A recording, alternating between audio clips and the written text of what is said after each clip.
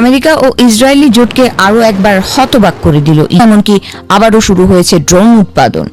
America ও ইসরায়েলের সামরিক হামলার পরও ইরান প্রত্যাশার চেয়ে অনেক দ্রুত নিজেদের সামরিক সক্ষমতা পুনর্গঠন করছে বলে জানিয়েছে মার্কিন সংবাদ মাধ্যম CNN। মার্কিন গোয়েন্দা তথ্যের বরাতে প্রকাশিত প্রতিবেদনে বলা হয়েছে, যুদ্ধবিরতির অল্প সময়ের মধ্যেই ইরান আবার ড্রোন উৎপাদন শুরু করেছে, এমনকি ক্ষতিগ্রস্ত ক্ষেপণাস্ত্র কারখানা আগের অবস্থায় ফিরিয়ে নিতে দ্রুত অগ্রগতি অর্জন করছে। প্রতিবেদন অনুযায়ী পাকিস্তানের মধ্যস্থতায় যুদ্ধবিরতি কার্যকর হওয়ার পর গত 8 এপ্রিল থেকে ইরান পুনরায় ড্রোন উৎপাদন শুরু করে।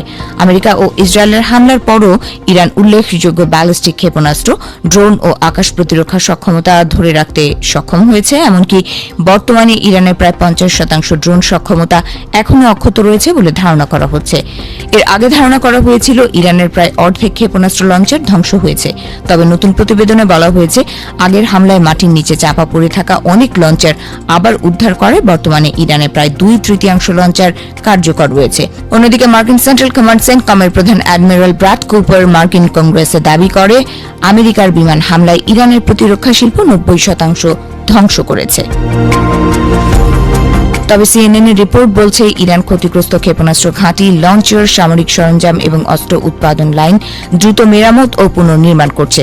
এতে করে যুদ্ধ পুনরায় শুরু হলে মধ্যপ্রাচ্যে আমেরিকার মিত্র দেশগুলোর জন্য আবারও বড় হুমকি হয়ে উঠতে পারে তেহরান। একজন মার্কিন কর্মকর্তা CNN-কে বলেন, ইরানিরা পুনর্গঠনের ক্ষেত্রে গোয়েন্দা সংস্থাগুলোর ধারণার চেয়েও দ্রুত এগোচ্ছে। আগামী 6 মাসের মধ্যেই ইরান পূর্ণ ড্রোন হামলা সক্ষমতা পুনরুদ্ধার করতে পারে বলে মনে করছেন তিনি। বিশ্লেষকদের মতে, সাম্প্রতিক হামলায় ইরানের ক্ষেপণাস্ত্র উৎপাদন সক্ষমতা বড় ধাক্কা খেয়েছে।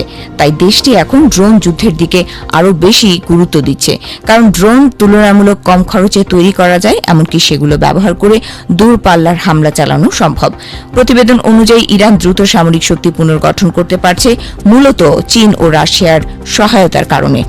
পাশাপাশি আমেরিকা ও ইসরায়েলের হামলায় প্রত্যাশিত মাত্রায় ক্ষতি না হওয়া এর একটি বড় কারণ বলে মনে করা হচ্ছে।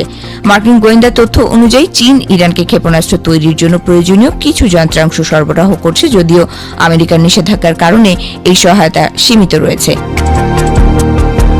এই বিষয়ে ইসরায়েলি প্রধানমন্ত্রী বেঞ্জামিন নেতানিয়াহু দাবি করেছেন, চীন ইরানকে কিছু গুরুত্বপূর্ণ সহায়তা